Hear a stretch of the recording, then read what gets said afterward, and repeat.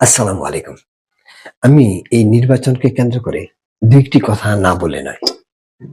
দেখুন, আমার হাতে একটি বই, একটু খেয়াল করেন। 'দুর্নীতি ও অপরাধ নিয়ন্ত্রণে ক্রেডিট সিস্টেম'। নাম্বার ২ যে বইটা হচ্ছে, সেটা হচ্ছে 'দ্বন্দ্ব নিয়ন্ত্রণে নিরপেক্ষ সমঝোতা'। এই বইগুলি জীবিকা অর্জনের দক্ষতা।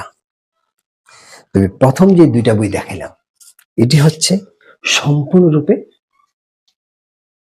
তথ্য অনুসন্ধানের মাধ্যমে। কিভাবে? একটা প্রশ্ন করতে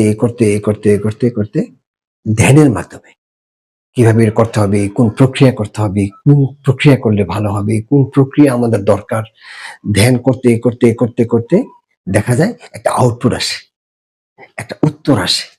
সেই উত্তরকে নির্ভর করে আমি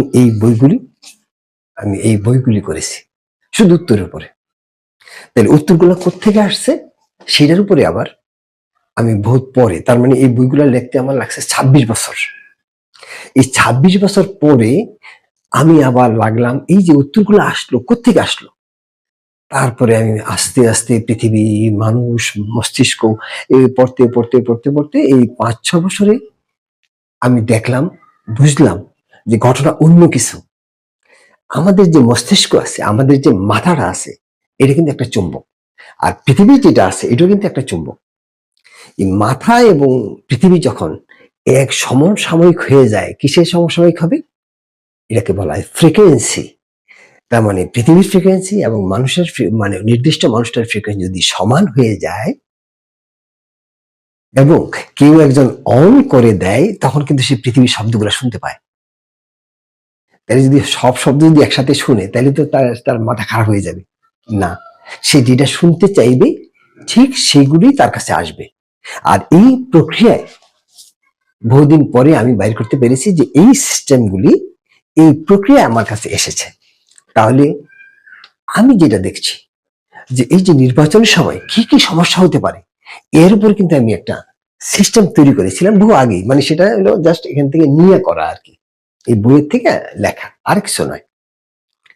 এখন এটা কিন্তু সরকারকে আমি করাইতে পারি নাই, কিংবা আমি কাজে লাগাইতে পারি নাই। জনগণকে কিভাবে নিরাপত্তা দিতে পারি, এই যে মারামারি কাটাকাটি কিভাবে নিরাপত্তা দিতে পারি, সেটা কিন্তু আমি করতে পারিনি। তবে নির্বাচনের দিন কি ধরনের সমস্যা হতে পারে, আমি এখন থেকে সেগুলি বের করার চেষ্টা করব। আপনারা আমার জন্য দোয়া করবেন। আশা করি নির্বাচনের আগের দিন বা আমার যদি তথ্যগুলা চলে আসে, তাহলে এর আগেও আমি সেগুলা প্রকাশ করতে পারবো, যাতে বাংলাদেশের প্রত্যেকটি মানুষ সেই সংবাদটা পেয়ে ওই দিন, নির্বাচনের দিন, তারা অ্যাটেম্প নিতে পারে যে আমার কি ধরনের অসুবিধা হইতে পারে কিংবা অসুবিধা হবে না ইত্যাদি। ধন্যবাদ সবাইকে।